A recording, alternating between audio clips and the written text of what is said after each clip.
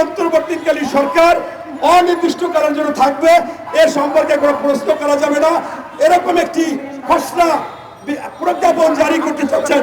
তাই আপনাকে বলি, আপনি এইটাও একটা ফেসিবাদের লক্ষণ।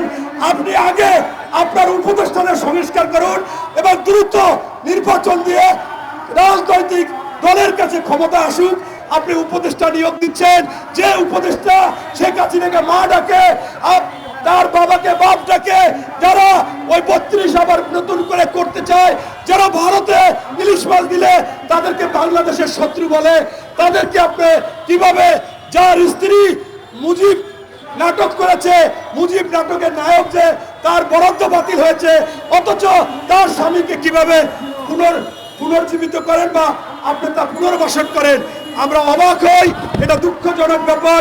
আপনার কাছ থেকে এটা আশা করিনি যে বাংলাদেশে যারা ওই খুনি হাসিনা, গণহত্যাকারী হাসিনা, লুটেরা হাসিনা, দুর্নীতিবাজ হাসিনা এবং যিনি ভোট হরণ করেছে, গণতন্ত্র হরণ করেছে এবং বিচার বিভাগ, আইন, এই কোর্ট সেই কোর্ট যা তার পেডিকোট বানিয়েছিল, এর একটা কারণ ছিল, তাকে সর্বোচ্চ আদালত রং হেডেড করেছিল। তাই তিনি দেখিয়ে দিয়েছে যে যে কোর্ট আমাকে রং হেডেড বলে এটা আমার কাপড়ের নিচে থাকে।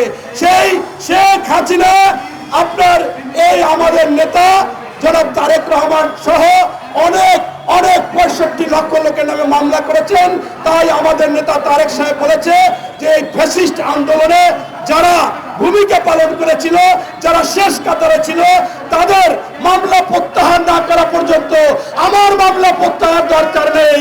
তাই তারপরেও আমাদের নেতা সহ বাংলাদেশের সকলের মামলা প্রত্যাহার করার জন্য আজকের এই বিক্ষোভ সমাবেশের সম্মানিত সভাপতি, গণতান্ত্রিক পরিষদের সভাপতি জনাব কামাল উপস্থিত আছেন, মৃত্যুঞ্জয়ী নেতা, আমাদের সেনবাগ থেকে 6 বারের এমপি এবং বিএনপি যখন বিরোধী দলে ছিলেন তখন বিরোধী দলীয় চিফ হুইপ, যাকে এই ফ্যাসিস্ট সরকার ভয় করত, আতঙ্ক মনে করত, তার উপর আঘাত করেছে।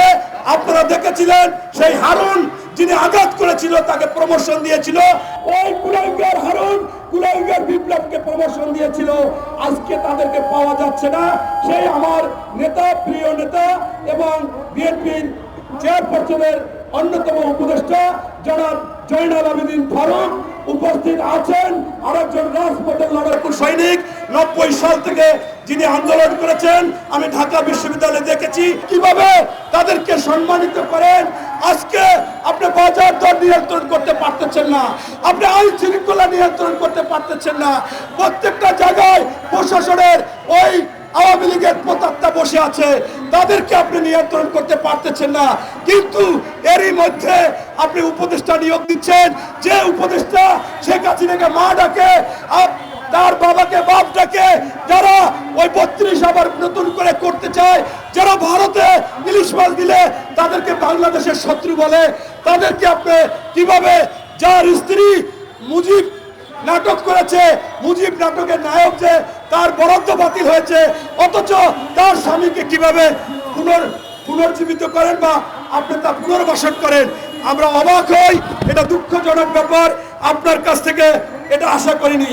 আরেকটি ব্যাপার, আজকে সংস্কার সংস্কার সংস্কার বলতে বলতে মাথা নষ্ট হয়ে গেছে বাংলাদেশের।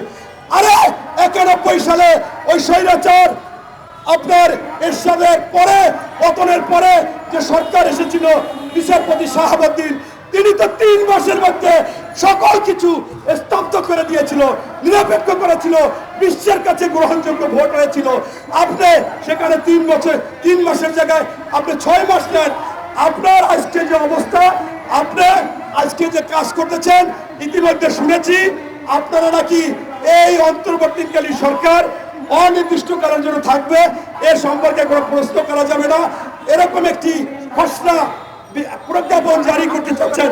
তাই আপনাকে বলি, আপনি এইটাও একটা ফেসিবাদের লক্ষণ। আপনি আগে আপনার উপদেষ্টাদের সংস্কার করুন এবং দ্রুত নির্বাচন দিয়ে রাজনৈতিক দলের কাছে ক্ষমতা আসুক, তাহলে তারাই সংস্কার করবে। এই বলে আমি আমার বক্তব্য শেষ করছি। আল্লাহ হাফেজ। বাংলাদেশ জিন্দাবাদ, শহীদ জিয়া অমর হোক, বেগম খালেদা জিয়া জিন্দাবাদ।